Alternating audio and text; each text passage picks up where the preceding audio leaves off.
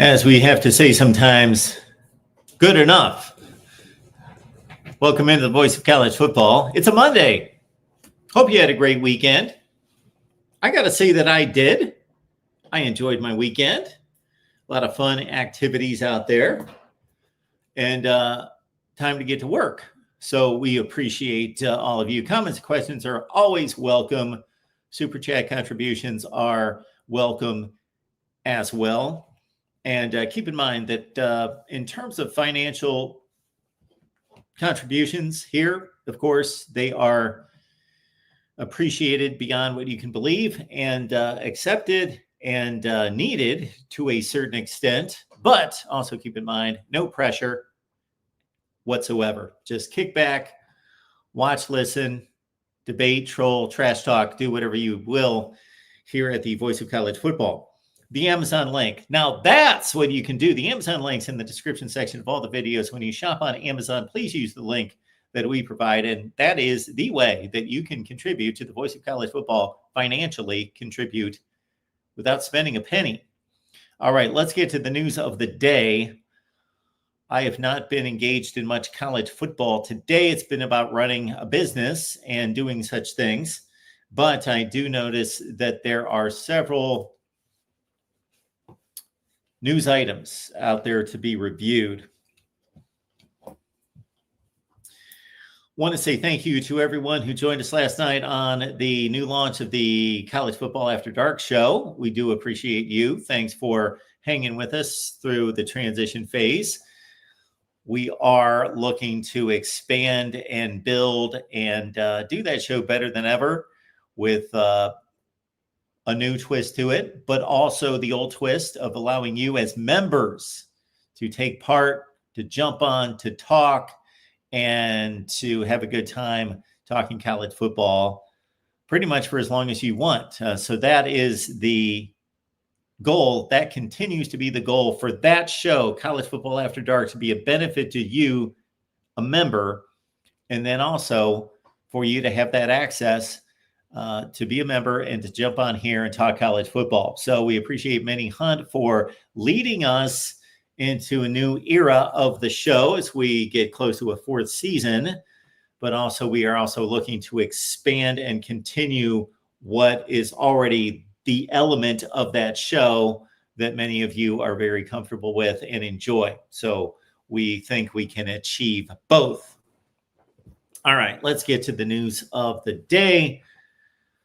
First, I'd like to acknowledge the chat. And Minnie's here. Look at that. Right on cue. Minnie, thank you for hosting the show last night. It was a joy. It was a pleasure to co-host with you. Hopefully, I will get to do that again if you allow me on your show at some point. So I will get to do that again. But we do like to thank Ben, who has decided to step away. But we do thank Ben for hosting the show for all the time that he did. I actually took the opportunity because I was trying to look back on when we started that show because I forget. We've got so many channels, so many shows, so many different things I've done and have been involved with that other people have done that I forgot when we started that show. So I looked back and it was in August of 2022. So this would be the fourth season coming up. So just about 3 years ago, in that first show, we saw myself and Ben and Tim Prangley and Tony Altamore and Jordan Bowman and John D'Adamo and all sorts of good people on there. Will and D, I believe, stopped by as well. And so we'd love to get the show back to that point where we had a strong launch and a strong first season of that show, and the numbers showed that. And we'll get there, and Minnie will certainly help get us there. And as long as she can keep me out of the way. If I don't get in the way, the show will succeed. But we will have a good time with it in a few different directions, we believe, on Sunday night.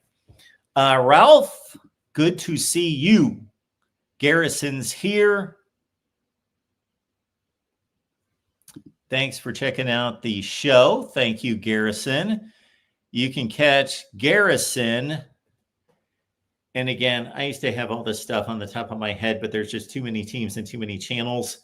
But Garrison's got so many shows on the Ohio State channel. It's almost every night, practically. I think it's Monday, Tuesday, and Thursday between Garrison and Ryan and Mike Wilson. Do an outstanding job, these guys, covering Buckeye football. So on the Ohio State channel.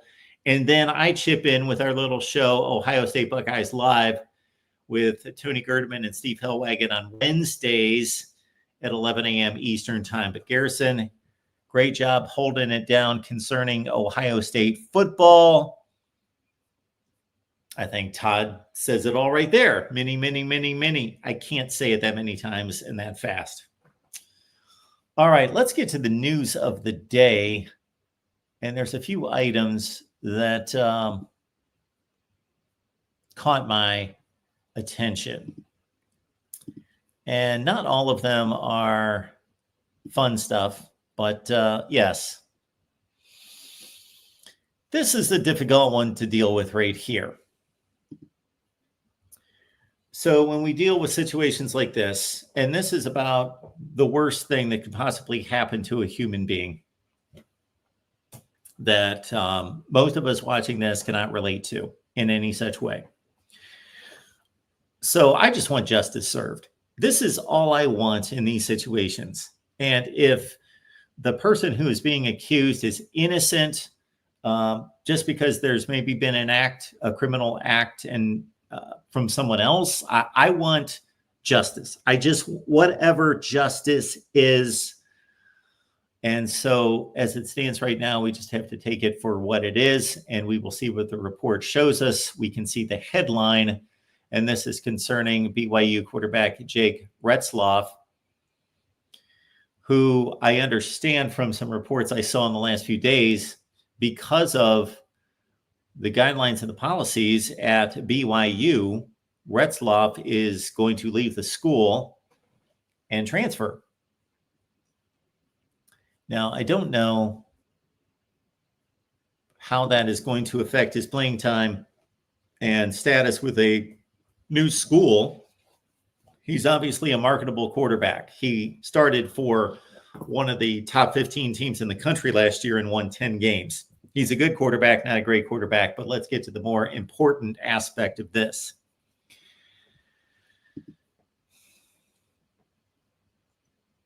A civil lawsuit accusing BYU quarterback Jake Retzloff of rape has been dismissed. According to court records, the parties jointly agreed to dismiss with prejudice, ending the case, which was filed last month. None of the parties are immediately available for comment. Retzloff now plans to transfer from BYU as he faces a possible 7-game suspension for violating the school's honor code by admitting to premarital sex during the legal proceedings. Sources told ESPN he's begun informing staff and teammates of his intention to leave, sources said. Retzloff has been working out with the squad and participating in summer workouts and practices. The team is on break until July 7th. BYU staff has been ramping up the preparation of the 3 backup quarterbacks, McKay Hillstead, Trayson Bourget, and Bear Bachmeyer, who I assume, I shouldn't, is a brother of Hank Bachmeyer, former Boise State quarterback, who also went to, where'd he go? Somewhere in the East, somewhere in the ACC. Anyway, Hank Bachmeyer of Boise State, in anticipation that Retzloff might not be available. The woman alleged Retzloff raped, strangled, and hit her in November of 23. In a response to that lawsuit filed Friday, a lawyer representing Retzloff denied those allegations, but said Retzloff had consensual sex with the woman. The response indicated Retzloff and the woman traded lighthearted text messages for months after the encounter and characterized the lawsuit as an extortion attempt based on the idea that Retzloff developed into an NFL prospect roughly a year later. The lawsuit described the encounter much differently. Both the complaint and the response agreed that Retzloff and the woman connected through social media. which led to her visiting Retzloff's apartment to play video games. In late November of 23, the woman arrived with a friend, and friends and teammates of Retzloff also were present. Later that evening, the woman's friend left, after which Retzloff and the woman started watching a movie, began to kiss, the lawsuit states, while Retzloff began escalating the situation, the suit says. Jane Doe AG tried to de-escalate the situation and attempted to slow things down, trying to pull away and saying, wait. She did not want to do anything sexual with him. The lawsuit says the woman told Retzloff no and wait, stop, but he continued to force himself on her. After she tried to get up out of bed, the lawsuit alleges in graphic detail that Retzloff put his hands around her neck and proceeded to rape her. A few days later, the woman visited a hospital where a rape kit was performed and pictures of her injuries were taken. The lawsuit says she was connected with Provo, Utah police, but did not initially share Retzloff's name. No criminal charges have been filed against Retzloff. After the lawsuit was filed, BYU issued a statement saying, quote, the university takes any allegation very seriously, following all processes and guidelines mandated by Title IX.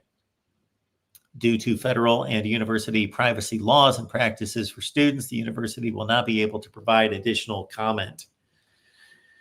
Retzloff is not the first high-profile BYU athlete who faced a lengthy suspension for an honor code violation related to premarital sex.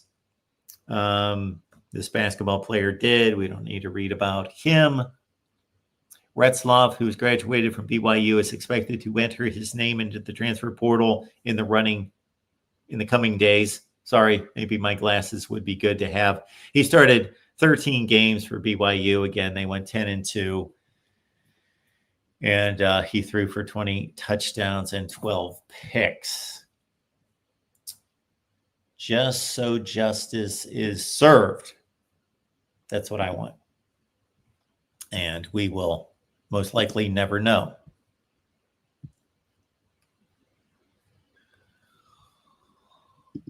On to a lighter matter in the news today, and it's official. We've all been waiting for this day. If we can finally get the article to cooperate. We've been waiting for the day. Yes, the official launch with the Pac-12. Now with the number of schools required to compete athletically in football, as reported here by Kyle Bonagura, Pac-12 welcomes Texas State ahead of the 2026 relaunch.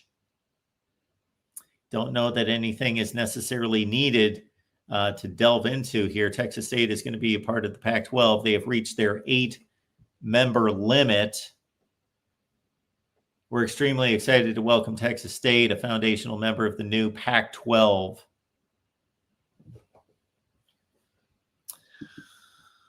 I just realized that I failed to leave the link in the chat if anyone wants to talk college football.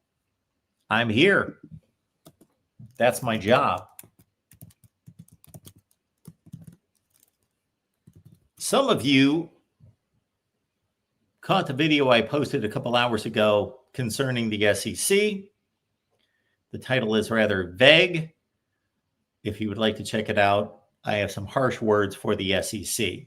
You can check it out concerning a voice of college football situation. It's mostly serious, but it's also a bit tongue-in-cheek. So understand that. There is a tongue-in-cheek quality or component to it, but I am also being serious at the same time. All right, we'll get back to Texas State here in a second. We do have a call coming in. We've got, I believe, Dominic on the line. Dominic, how you doing? How's it going, Mark? It's been a while. I know. How have you been?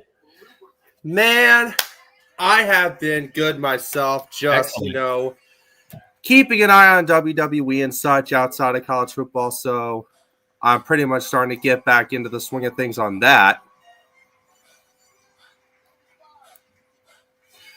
Very But nice. I'm back and ready for college football. So Texas State in the Pac-12, I think, has been the main headline for the week. Okay. Because the one we're addressing right now, I don't know if it's necessarily on the forefront of most people's minds in college football, but certainly we can talk about it. Absolutely.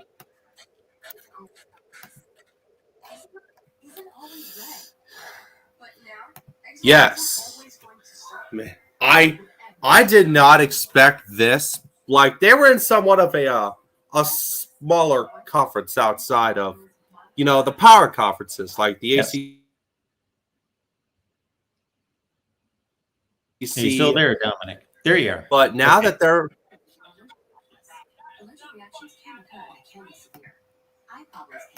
Yes, Dominic.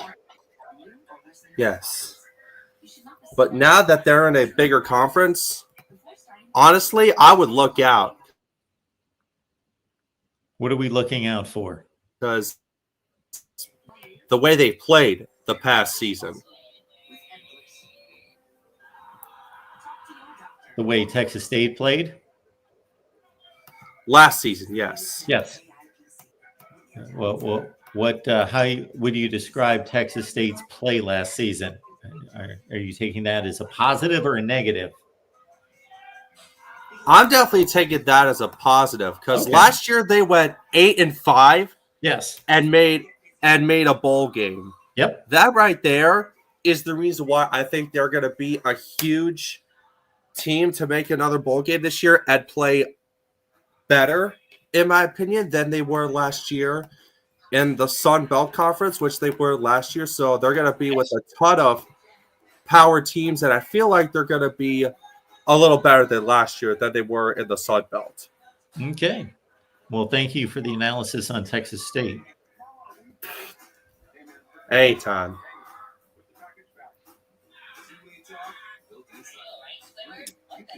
I will add that they played an extremely tough game against Arizona State early in the season before we knew Arizona State was going to be Arizona State, one of the best teams in the country, one of the top 15 teams in the country, and Texas State took them to the wire. 28-23, if memory serves me.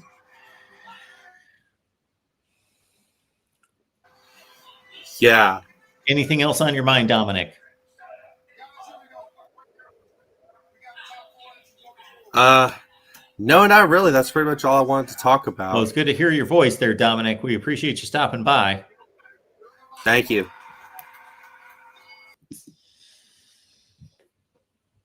We have provided for all of you, the viewers, an enlightening breakdown on Texas State football. We have provided that. As the real MVP is letting us know today, please hit the like button, even when we deliver a mediocre show, even when it's mediocre, as it has been thus far, even when it's lousy. Maybe it's loud. If you would rate it, maybe it's lousy so far, but still give us a like. Remember all the good shows. Remember all the really good shows. Keep those. We got a track record here. I think the track record's pretty good, but when you got like 30,000 videos out there, they can't all hit. So we'll try to pick this one up. But we did get that Texas State was in the Sun Belt Conference last year, and they went 8-5. And from that, we have derived that they are a huge addition for the Pac-12. Absolutely, they are. So the important things from a financial standpoint is that the Texas State Board of Regents voted to authorize a $5 million buyout. Almost read it as $5 billion. No, a $5 million buyout to the Sun Belt Conference early Monday. They avoided that being $10 million if this would have gone into July. The Bobcats will remain in the Sun Belt through the 25-26 season before joining the Pac-12 in all sports. And I'm sure the Sun Belt will have a rousing send-off for Texas State this year. There will be ceremonies at every game, and there will be videos that will be created and all sorts of smash-ups of the great legacy of Texas State football in the Sun Belt Conference. Yes, we will reminisce. I think we should host probably a special here at the Voice of College Football of Texas State's legacy in the Sun Belt Conference. It is vast.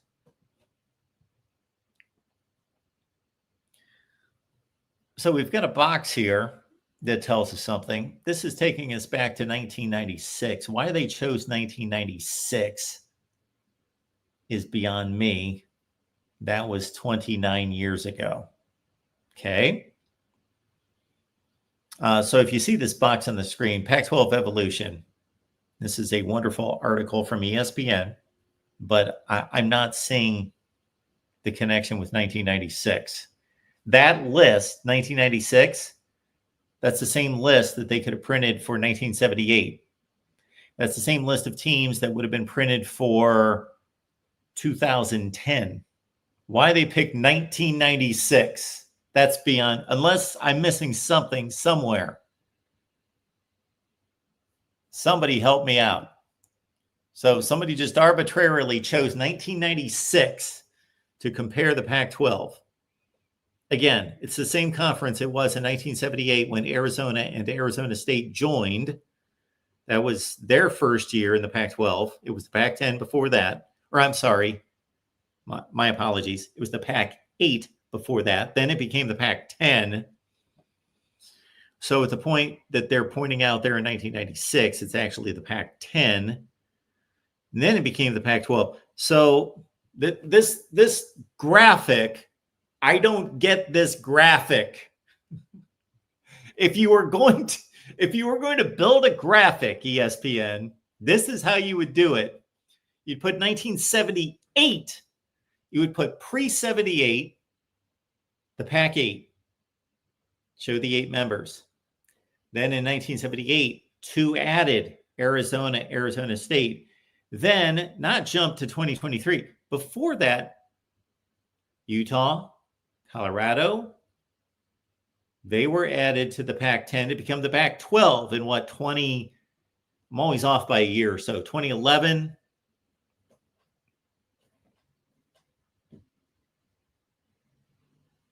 And then obviously it is now basically the Mountain West Conference. This is the Mountain West Conference is what it is. It is the best of the Mountain West Conference.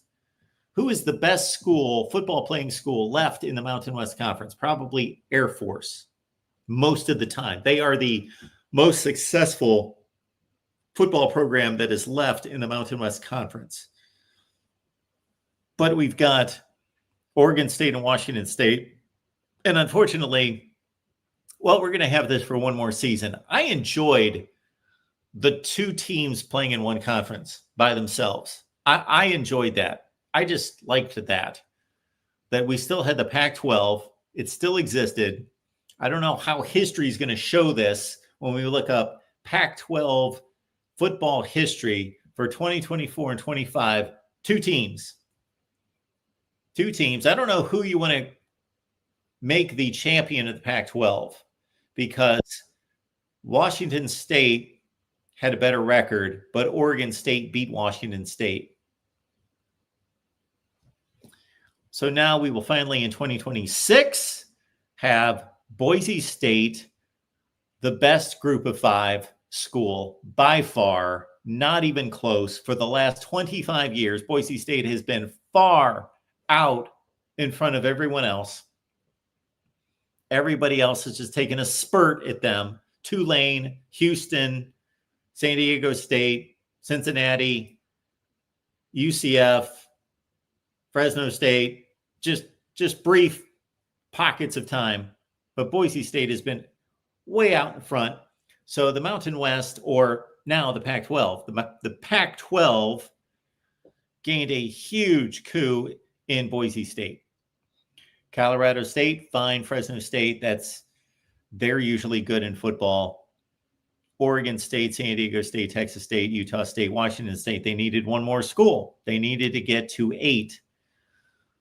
Texas State was not a school months ago that I heard anyone talking about. Certainly didn't come out of my mouth, I don't think, as an opportunity, as a possibility. Texas San Antonio, yes. UNLV, some of the other Mountain West schools like UNLV, like Air Force, but they go with Texas State. And Texas State's a good draw because they're in the state of Texas. Utah State, Washington State. So there it is. There is the Pac-12. And if you're Texas State, this is a big deal. Nobody even knew Texas State played football. I don't even know what year they started playing football, but nobody paid attention to Texas State. And you probably are thinking we still don't pay attention to them. True. But this is a huge jump for them in just a couple of years. Not that it's an enormous jump from the Sun Belt to the new Pac-12, but the couple jumps that they've made have been significant for them.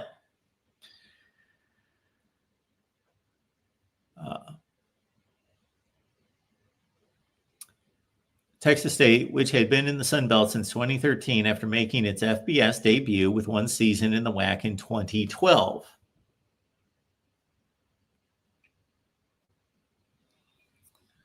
Keep in mind that the Pac-12 announced last week that it's finalized a 5-year agreement with CBS. Now, that sounds more impressive than it is. They're going to show 3 games on CBS.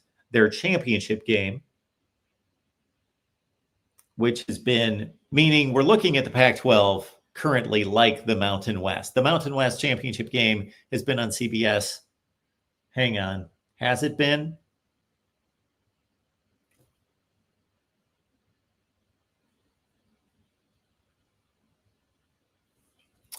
Kind of losing track on this one. I need some help. I usually know the TV designations, but I'm trying to think. I don't even know when I watched a Mountain West Conference championship game, like start to finish. I'm trying to think. Those have been a Friday night deal. I don't think those have been CBS. Those have been ESPN. Anyway, most of this contract is a CBS Sportsnet deal. They're going to show 3 games on CBS during the season, and they're going to show the conference championship game. So that's good for the Pac-12, which I'm going to continue to slip up and call it the Mountain West. Texas State is located in San Marcos, which is only about 35 miles south of the University of Texas in Austin. Texas State has more than 40,000 students, with one of the 25 largest undergraduate enrollments among public universities in the U.S. Maybe a sleeping giant, 35 miles south of Austin. So it's pretty close to the border down there, San Marcos. Absolutely. All right, we got DeReal MVP showing up to talk some football. Hey, DeReal. Hey, Mark, how you doing this evening? I am doing just fine. What's up with you?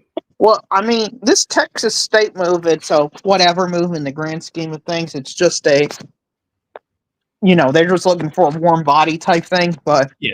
every team now in the conference is named State. So can we rename it to the State Conference? I think that'd be cool. The State Conference. Well, that's astute of you to notice that, for one thing. Secondly, Well, it wasn't me. I saw somebody else. Texas State. Yeah, none of us watch Texas State football.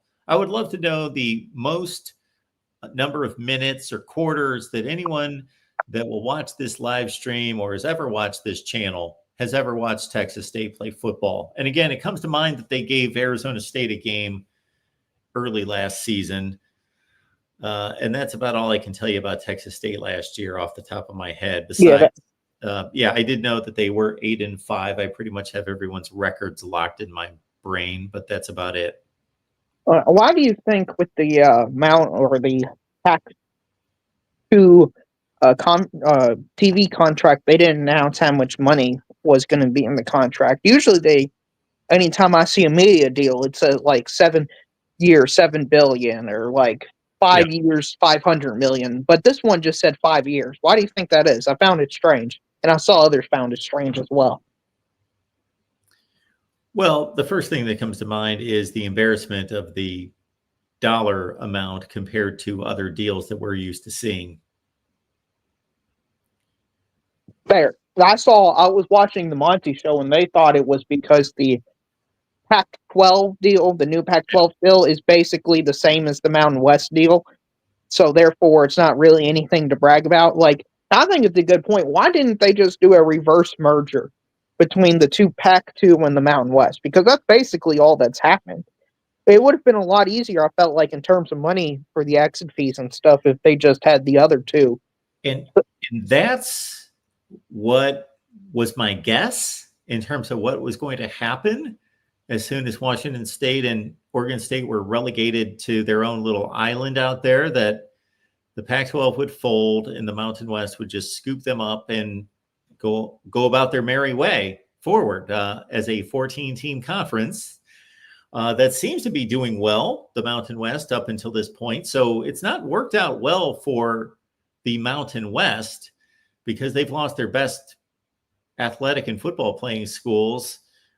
You know what I think it comes down to, and I really couldn't give you a strong case for everything that's involved legally and financially, but even though the Pac-12 to us as football viewers basically dissolved, they had two teams out there playing a non-conference, they didn't have a conference. So they're just in name only. That in terms of corporate headquarters, some amount of staff, employees, legally, all these different, they still have facilities, offices. There's still just a lot that would have to be overcome logistically and legally to do what we're suggesting that the Pac-12 would just give up. So they still had a structure in place. They still had a commissioner. They still had an administration or administrative board, and all of that was still, so the structure of the conference was still in play. So they were basically able to leverage their brand, even though they had nothing to back it, to pull in these other schools to come play for them. Right. I guess my thinking is, how strong is the brand compared to the Mountain West brand at this point?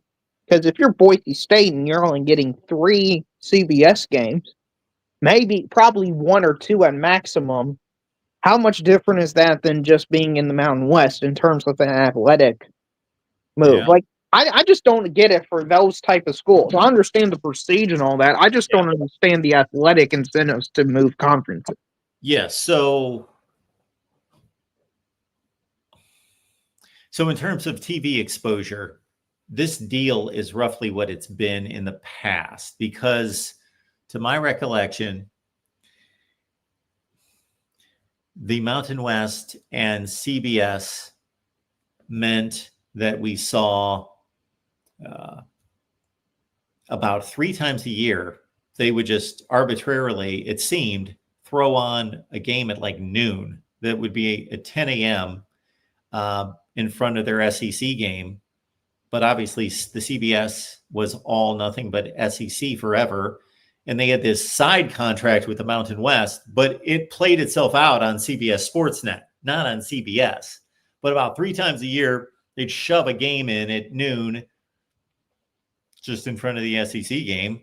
And I don't know necessarily why. They didn't seem to be extraordinary games.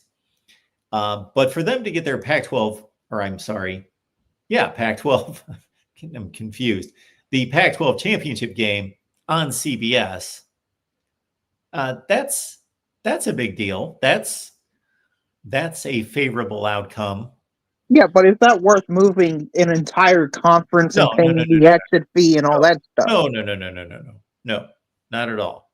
But Boise State is obviously by far the most prestigious football program of everybody involved here.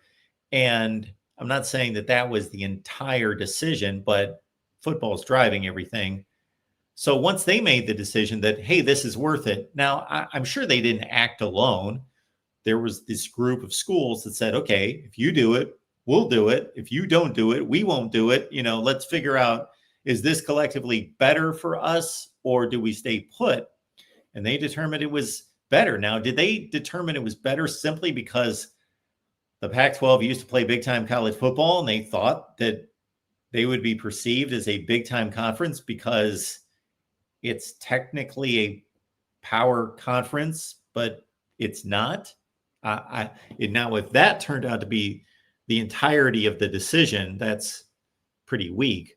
But maybe branding. Maybe. It'll take a few years for me to understand this move play out because I just doesn't make sense to me on the face of it. I don't see how the math works out, but I'm not an expert in any of it, so Yeah. I'll just let I it guess play what I'm out. pointing to is, are you fooling the fringe college football fan in December who says and sees that there's a Pac-12 championship game, or that there's a race for the Pac-12 championship, the final game week of the season, but they don't because they grew up with the Pac-12 of USC and UCLA, et cetera, and they don't realize that this is just a conference basically moved. 2/3 of a conference, roughly, a little less than that, a little more than half, moved and just put on a different name.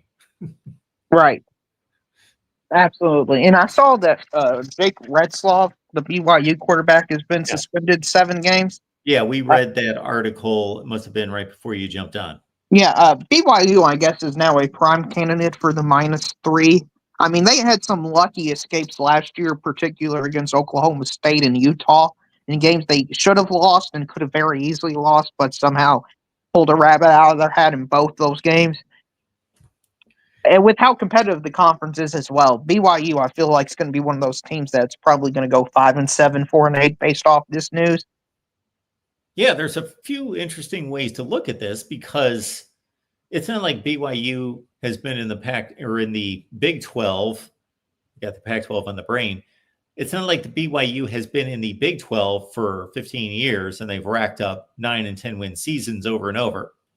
They, to your point, in a small season, which college football is the smallest of all the sports, if you get a ball to bounce your way 3 or 4 times, close games, maybe the home road situation worked out at the right time, maybe you ran into some teams at better times than you did the season before, or you could have run into a team that was really hot in September, but you caught them in November when they were playing out the string, or vice versa. All those things can work your way and can drastically change a 12-game record from 6-6 to 10-2, or whatever the case might be. And BYU was not a good football team the year before. Their results were not good. And I doubt that they've fortified their roster that significantly year to year to show that they have truly arrived from a 5-win team to a 10-win team. And now with Retzlaff, I think it's probably less about how good he is. He's a serviceable quarterback. It's probably more about how inexperienced and talent. I don't want to knock guys I've not watched play, but I follow recruiting and know quite a bit about these guys that are coming up through the system. And nobody was challenging him for the job. And he's not a great quarterback. 20 touchdowns, 12 picks. And these names are, transparent to me. I got to think that, they're in a pretty bad quarterback situation. Right. Especially in such a competitive, balanced conference too, where you can't really take a week off. I mean, if they had a Purdue type team or a Florida State type team where it doesn't really matter who the quarterback is, you still can win, I would view their schedule as somewhat more favorable under this circumstance. But every week they're going to have to scratch and claw in order to get wins. And, that's going to be a lot of the Big 12 story, I feel like, going forward, is just who gets hurt at the wrong time is going to determine who gets into the playoffs, who misses the playoffs, who makes a bowl game, who misses a bowl game going forward, with how equal it is. So, unfortunately for BYU this season, it looks like they're on the wrong end of that spectrum. Now, Mark, the final thing I'll ask you about is I saw the Big Ten commissioner was on with Joe Klatt, and Joe Klatt was stumping for his 4-4, 2.5, 2.5, 1-2 model, Mark. 2.5? Yeah, 2.5. So does that mean that one of the two gets 2 and one gets 3? Right. The Big 12 and the ACC third teams would face each other. Oh, okay. I've heard about this. Yeah. I mean, Mark, we've already got it to where I need a calculator, and most people need a calculator to figure out what's going on in terms of these playoff formats. And now we're adding decimal points to it. I mean, just know this is way too complex for the average fan. It's not going to make any sense. You're going to have to explain to the average person who doesn't know about any of this, well, these two leagues are weaker, therefore we're going to have these two leagues match up every single year. And this team's going to face this team from out of conference. I think it's a cool pipe dream, but that's all it is a pipe dream, in my opinion. Yeah, it's a gimmick that for hardcore college football fans, some of us will enjoy it. It will be the 3 or 3.5 hours of Friday night football, let's say, between Louisville and Kansas State will be interesting. That it'll provide, a game between two decent teams. I'll watch it. It'll be, but to your greater point, what is more important is the marketing of the sport, the credibility of the sport. And if you've got some kind of hokey system that, again, that the people that are intimately involved and engaged in it, like you and I and everybody watching right now, we'll understand it. We'll know what's going on, but it reeks of clownishness. But for the average fan, yeah, they won't know. They want to be able to look at rankings or standings, one of the two. Show the standings, and then they can say, okay, well, it's easy to see who the best teams are. They're going to the playoffs. Or show them rankings, and they know, okay, the top 12, the top 16, got it. Not, well, if you carry the one and the one over here, but there's 3 for them, and there's 4 for them, and there might be 2 for them. Yeah, the people have lives and jobs, and they're not keeping up with playoff formulas. Right, and that's something I think that's really hurts the 4-4-2-2-1-3 model as well. Is listen, I love college football, and I still don't understand how the tiebreakers work for these conferences. Like, imagine the SEC at the end. You're determining the third and fourth spot of who, or 3 through 6 who gets in these playing games because of tiebreakers. The average college football fan's going to say, well, Texas A&M is also 5-3. How come they don't get a shot? Missouri's also 5-3. How come they don't get a shot? It's just all too convoluted and complicated because it's not really played out on the field. I think that's the way most people, including myself, would like it, to have tangible results on the field impact the playoffs. And I just don't think going by conference races does it, because these conferences are just too big now. Yes. Too big. And so you saw this coming. I saw it coming and created content. And I'm not saying we were the only two. Anybody that follows the sport saw the same thing coming. You expand the conferences and you bring less clarity to most conference championship races, and you have more likelihood that 2 teams that are competing for a spot did not play. Therefore, you cannot have a clear, they're 7-1 in the conference, they're 7-1, but they played and they beat them. Okay, they go. You have more log jams like you did in the SEC, and you had some of the teams played against some of the others, but then it didn't matter because it wasn't a head-to-head between 2 teams. It was a 6-way tie, and then you go through these crazy scenarios, which I find fun, but that's not the way we should be determining. We shouldn't determine based on you went 3-2 against these 5 teams and they went 2-3. Okay, that means you're better. Well, it also means that outside of those 5 teams that they were 1 game better. That's why there's a tie. Like, that doesn't necessarily mean that team's better just because they made it through some convoluted tie-breaking system. Right. I would even go as far to say it's not really that objective, because at least with the professional sport, if you have a tiebreaker, it's pretty well determined who the better team is in the tiebreaker, because they've played so many games against equal competition. That's just not true in college football. I know Josh Pate's remedy to this, Mark, and I'm sure you're going to love this, is the SEC and Big Ten should have their own subcommittees determining the strength of schedules and should select what teams get into the play-in and the playoffs. Yeah, not a fan. How realistic? I mean, listen. I'm for in theory some of these ideas, not in some of these other. I just want a playoff structure that's realistic, though, and I think some people are missing the forest for the trees.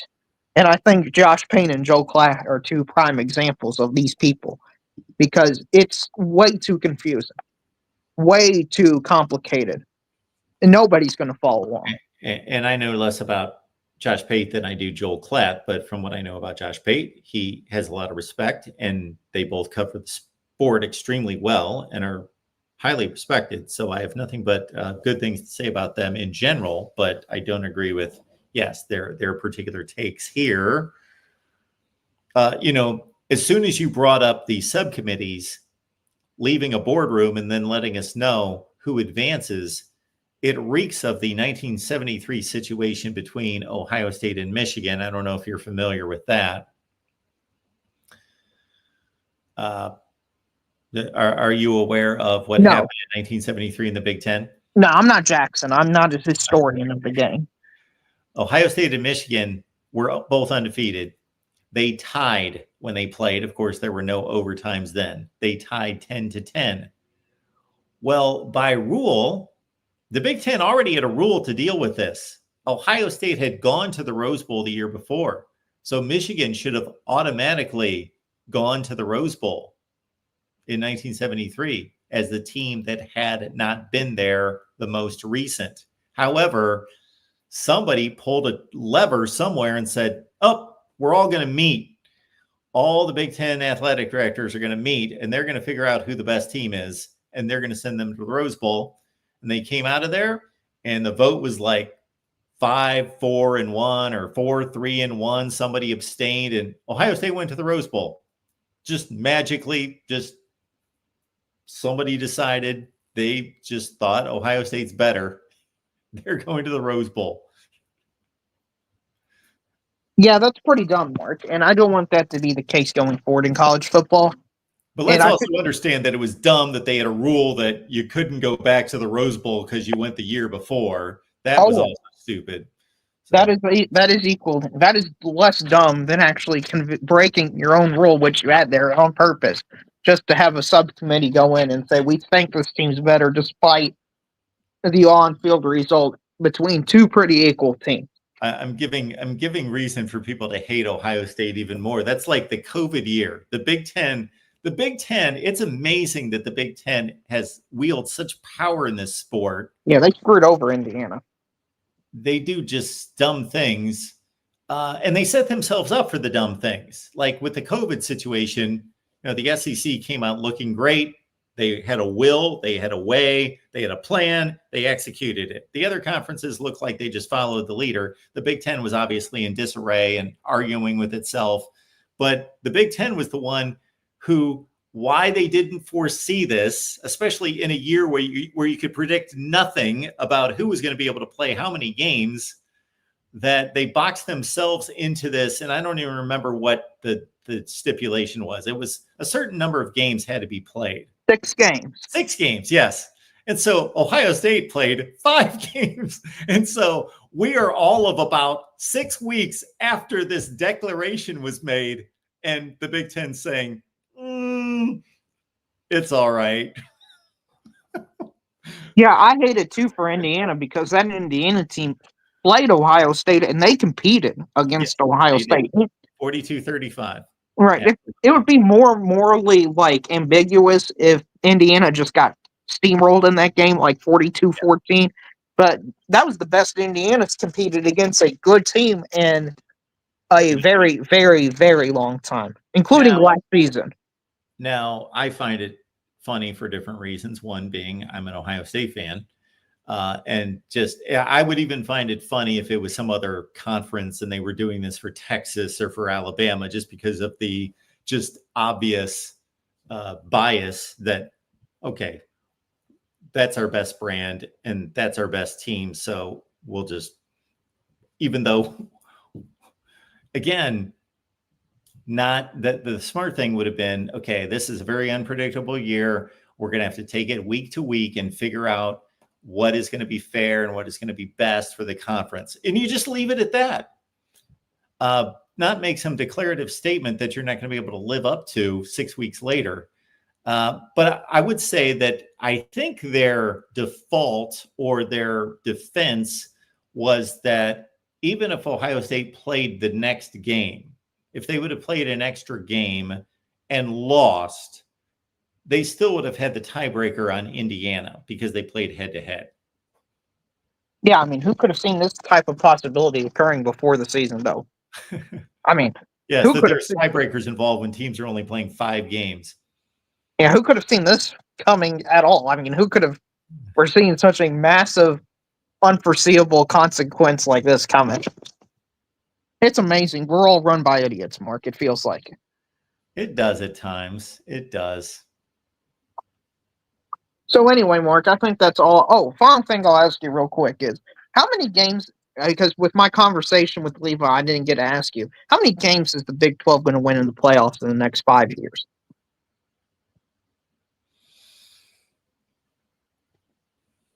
Against power conference competition? Yes. 1. I would set the over-under if I was Vegas at 1.5.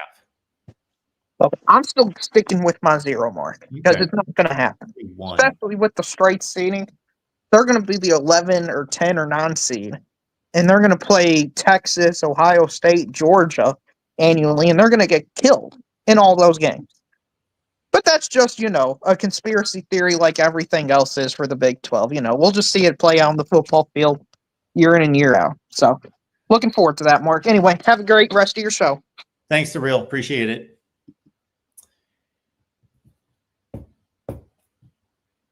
I got to say right there, that is about the 50,000th time that the real MVP has called the show. So I just want to give him a little recognition there because he's been jumping on here with intelligent viewpoints and interesting topics, interesting angles on topics for a long, long time. So we appreciate the real and appreciate all of you here at the Voice of College Football. So keep in mind that there is still a poll that is running for the July watch party. Let me grab that real quick.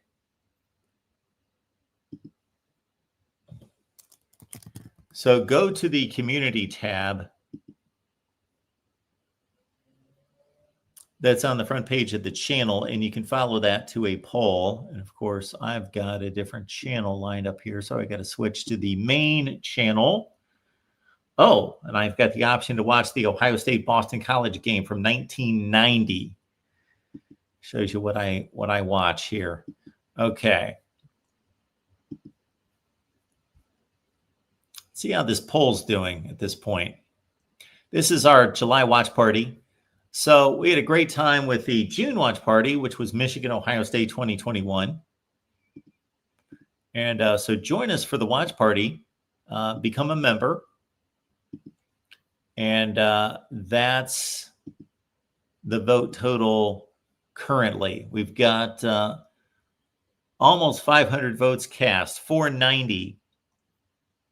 And Michigan is running away with a win against Alabama in overtime at the Rose Bowl, of course, en route to a national championship, 46%. And then the other 3 are lounging around 20% between Ohio State with a win, Michigan with a win, Georgia with a win, Clemson with a win. They were all Titanic games, obviously, were the selections for this month by yours truly. Somebody asked that. Who selected these games? I selected them. I wasn't going to take a poll to take a poll. Let's take a poll to see which games we should put in the poll. Okay. Don't have time to do that. So hang on. We will most likely be watching the Rose Bowl from the season before last this next month in July. Then in August, we'll do the same thing. Another vintage great game, most likely a recent classic. I don't think we're going to be watching Michigan's 1948 Rose Bowl championship, national championship team. I don't believe. I would be astonished if anyone could name a player on the roster. So we will probably not delve that far back. But we did have a suggestion, a request, I should say, from our buddy Minnesota Dave to watch the 1969 Texas-Arkansas game. that one Richard Nixon had something to say about, had a rooting interest, I believe, was at the game.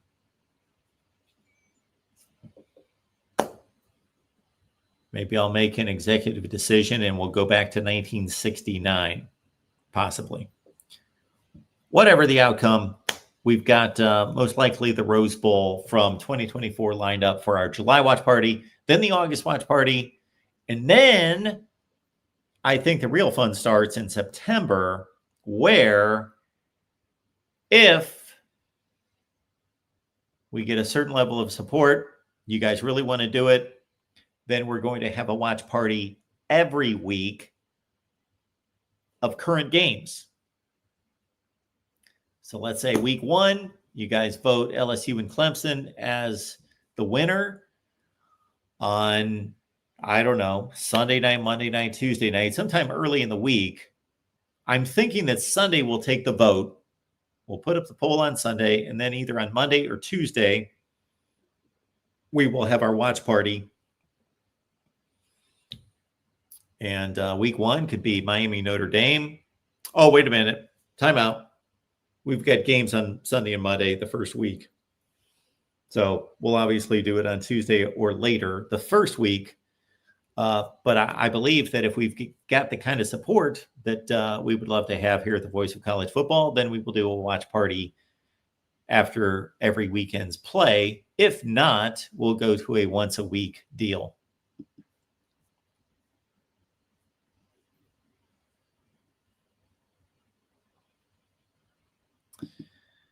Trojan Fights here, as is Christopher Foote. Good to see Christopher back at it in full force after a bit of a drought, a bit of a downtime for Chris. He's back at it.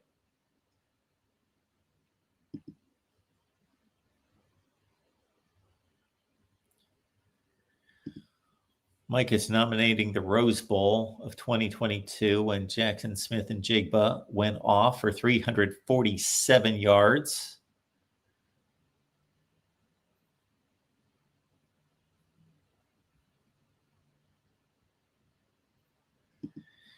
The real MVP asked, how many games will the Big 12 win in the playoff over the next 5 years? His guess is 0. Mine is 1. Ralph is asking, how many games does the SEC win in the next 5 years? Well, they had, by what I would consider their standards to be a bad playoff this last year, and they won 2.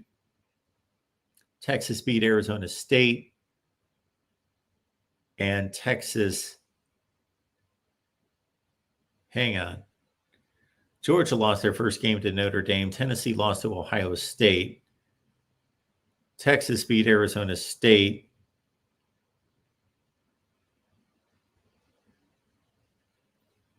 I'm blanking. Texas, Georgia, Tennessee.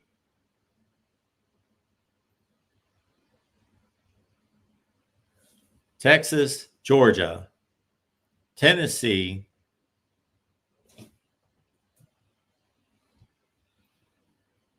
Thought the SEC had 4. No, they only had 3. So they only won 1 game. No, Texas beat somebody else.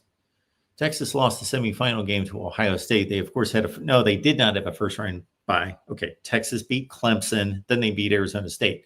So the SEC won 2. Knew they won 2. All right. I think I'm thinking ahead to Texas getting a bye this year already. No, Texas beat Clemson and Arizona State, so they won all the games for the SEC. How ironic. Who of us would have been sitting here 3 years ago? Let's say after Texas's 5-7 season under Sark, his first year, saying, we're going to have a 12-team playoff. And the SEC is going to win 2 games. They're going to fail for a second consecutive year to win a national championship. But the SEC is going to win 2 games in the playoffs. Guess who's going to win those 2 games? Well, Alabama, of course. Georgia's going to win 1 and Alabama the other, or maybe LSU. Texas.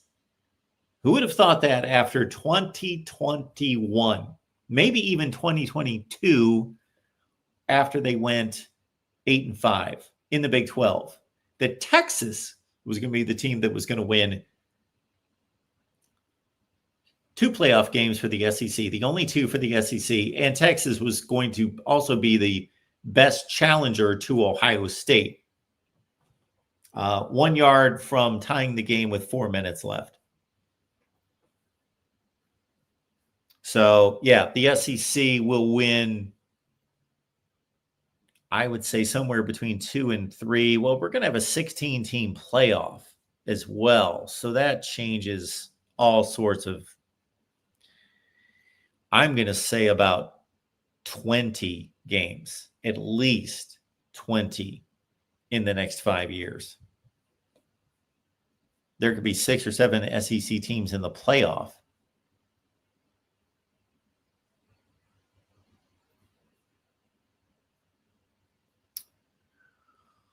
All right, folks, I believe we have run out of time. We do appreciate you being here at the Voice of College Football. And yes, I know I say this all the time, almost every day.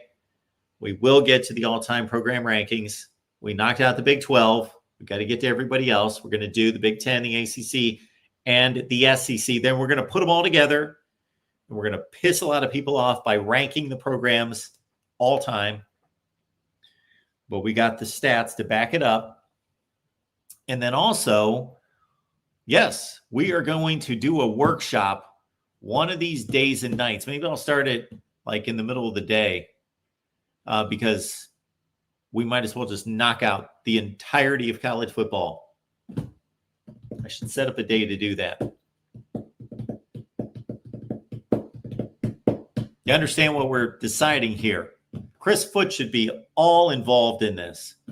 We are going to go through every season in the history of college football. Now, we've already done this back into the 70s, but those videos, those live streams are like 3 or 4 years old. So let's start over. 2024. And you're probably saying, how can you in any possible way debate who won the national championship in 2024? I'm not.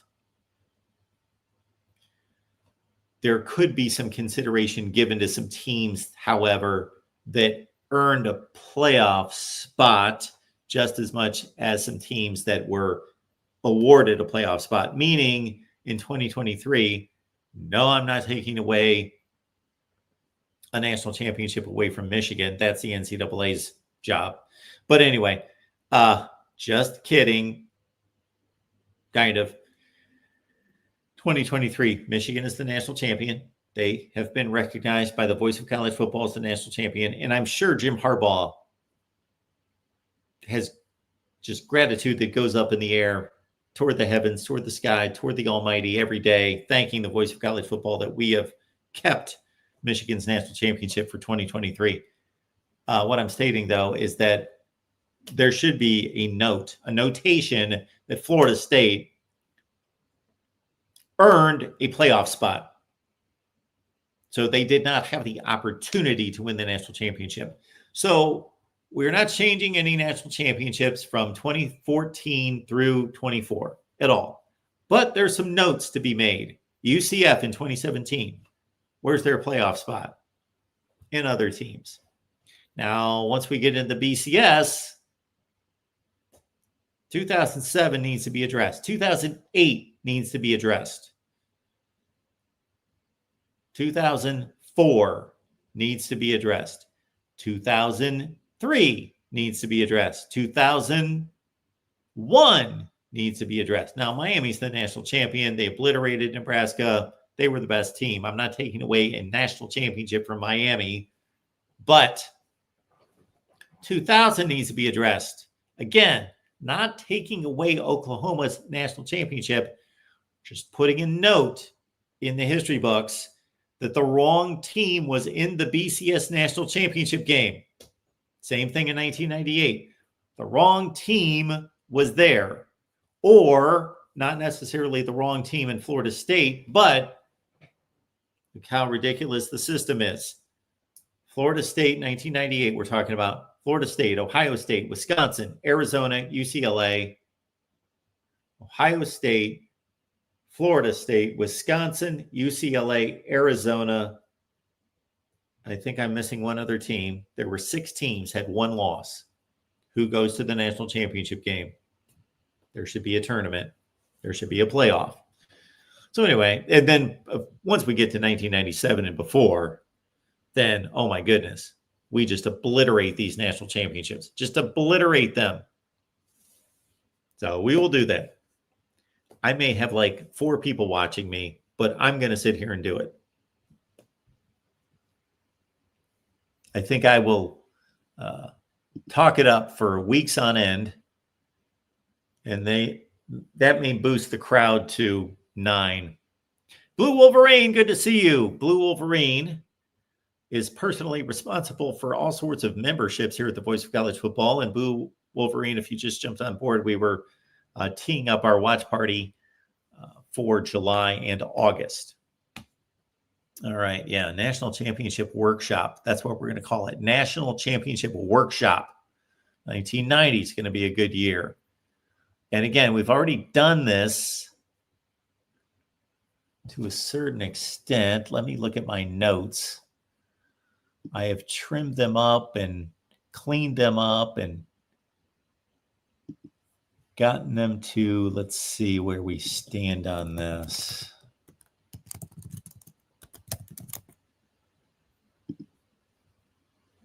Oh, yeah. This is a thing of beauty.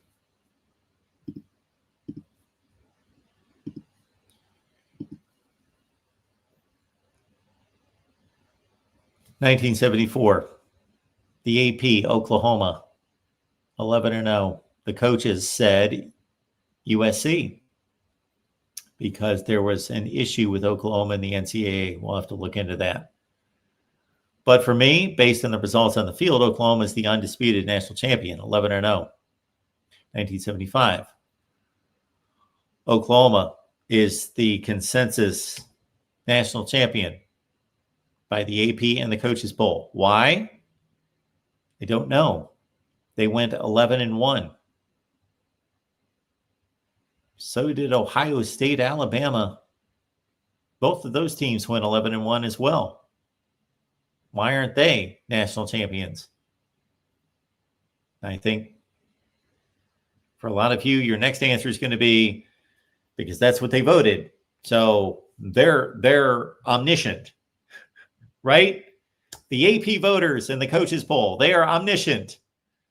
Whatever they say goes. No, not if it doesn't make sense.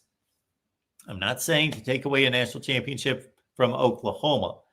I'm saying that they went 11-1, and it's also ludicrous to treat these bowl games like they're playoff games. They're not playoff games. They are just an additional game, especially in a sport where 5 or 6 years earlier, they were being treated as exhibitions. This is something that never gets talked about. Nobody ever brings up that these bowl games went in 5 years' time, went from being exhibition games to the end all be all. Like, these are national championship games. These are playoff games we're watching on New Year's Day. No, it's just another really good game among the best teams in the country. Shouldn't eliminate anyone. I never saw the term playoff put on those bowl games. There was never any kind of system to say, these are playoff games. They're not playoff games. A playoff is a system in which you play, you win, you advance to play another game. Bowl games are not those. They're arbitrary matchups based on conference affiliation or a committee. So Oklahoma 11-1, Ohio State 11-1, Alabama 11-1. That's your national championship. They all won the national championship.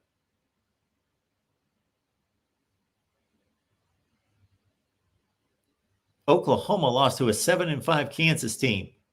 Ohio State lost to a UCLA team that was 9-2-1 and was the Pac-10 champion, the Pac-8 champion. And Ohio State beat that same team by 21 points. So they basically reverse avenged their loss. Alabama lost to a 6-5 Missouri team. There should be 3 national champions in 1975. That's just one example. Just one example.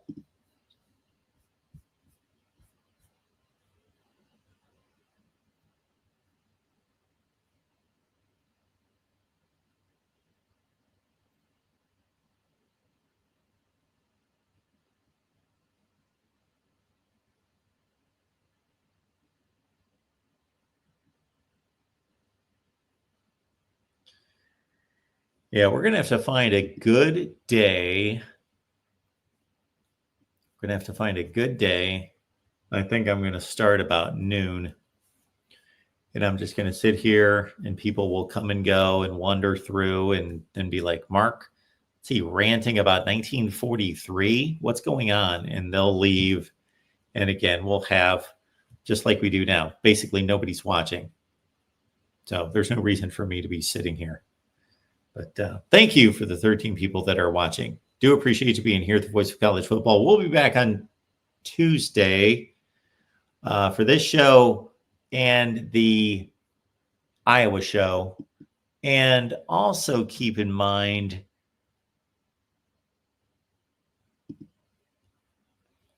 that we've got a Big Ten Live show that is coming your way next month. We will announce the date, but it's going to be on Tuesdays. The Big Ten Live show is back with myself and with Corey Bratta and an exceptional list of guests that are going to join us.